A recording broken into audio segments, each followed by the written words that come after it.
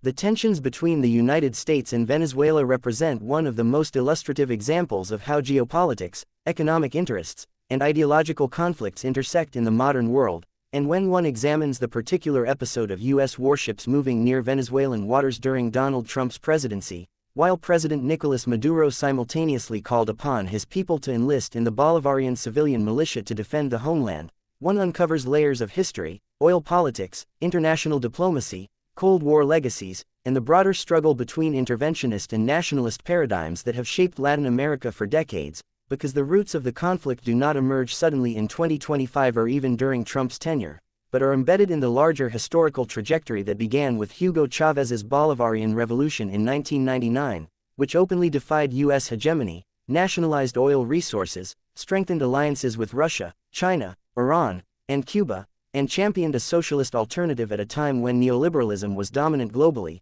leading to a persistent clash of interests between Caracas and Washington. Therefore, when Donald Trump entered the White House, inheriting a long tradition of U.S. hostility toward the Venezuelan government, he escalated sanctions, imposed oil embargoes, recognized opposition leader Juan Guaido as the legitimate president of Venezuela, and repeatedly invoked the possibility of military intervention. All options on the table, which was perceived by Maduro not only as a direct attempt at regime change but also as an existential threat to Venezuelan sovereignty, and thus the mobilization of ordinary civilians, teachers, workers, retirees, and housewives, into the Bolivarian militia was both a symbolic and practical response, aiming to demonstrate national unity against foreign aggression while also deterring potential U.S. action through mass participation, because the idea was that even if the Venezuelan armed forces could be targeted, the resistance would be prolonged and widespread, reminiscent of guerrilla-style defense that Latin American revolutionary movements have historically championed. Moreover, the presence of U.S. warships in the Caribbean had deep resonance in Latin America,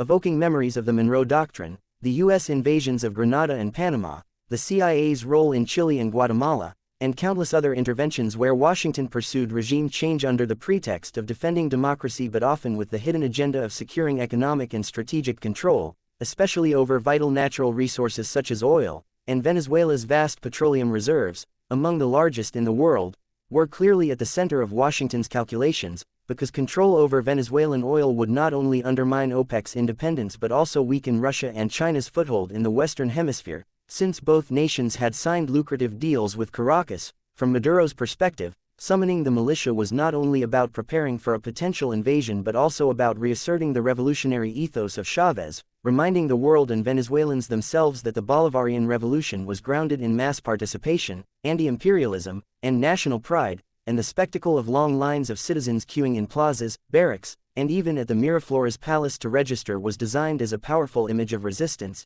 even if skeptics argue that the militia lacked adequate training, weaponry, and coordination compared to the professional armed forces. Yet, what often gets overlooked is that the U.S. pressure campaign, while intended to break Maduro's grip on power, had paradoxical effects, because it reinforced nationalist sentiment, delegitimized Washington in the eyes of many Venezuelans, and even fractured the opposition, as some sectors feared that foreign intervention would only bring chaos and destruction similar to Iraq, Libya, or Afghanistan, while others hoped it would topple Maduro quickly. International reactions were mixed, with the Organization of American States divided, Russia and China warning against intervention, Cuba sending advisors, and the European Union expressing concern but largely aligning with U.S. sanctions, which created a global debate on the legitimacy of regime change from outside versus the principle of self-determination. Trump's rhetorical style, often bombastic and threatening, played into Maduro's narrative of imperial aggression, making it easier for him to portray himself as the defender of Venezuelan sovereignty, even as his government faced accusations of corruption, human rights abuses, and economic mismanagement, and thus the crisis illustrates the complexity where external pressure and internal authoritarianism intertwine, leaving ordinary Venezuelans caught in the middle, struggling with hyperinflation, shortages of medicine and food, collapsing infrastructure, and migration on a massive scale, with millions fleeing to Colombia, Brazil, and beyond, creating one of the largest refugee crises in the Americas. Nevertheless, the spectacle of U.S. warships near Venezuelan waters symbolized the militarization of what could have been a diplomatic conflict, raising fears of escalation that could destabilize the entire region, because any military action in Venezuela would not only provoke resistance from within but also risk regional war involving allies and adversaries, while also straining international law, since regime change by force violates the UN Charter. In analyzing the 2025 context, it becomes clear that while Trump pressed harder for regime change, the broader U.S. establishment had long sought to dismantle the Bolivarian project, seeing it as an ideological threat, and while critics of Maduro highlight the authoritarian consolidation of power, imprisonment of opponents, and flawed elections, they also acknowledge that the path to change should be organic, peaceful, and democratic, rather than imposed through foreign warships and threats.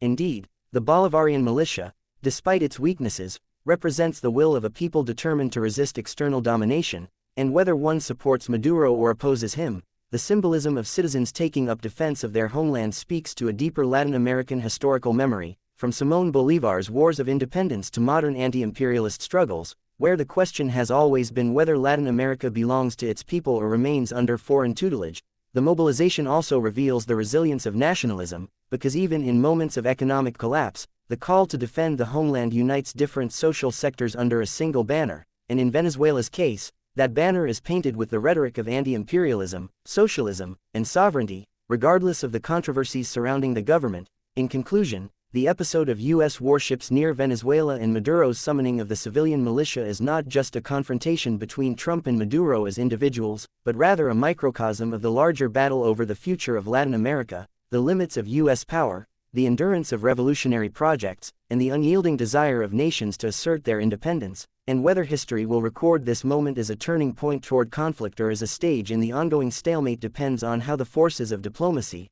resistance, and geopolitics unfold in the years ahead.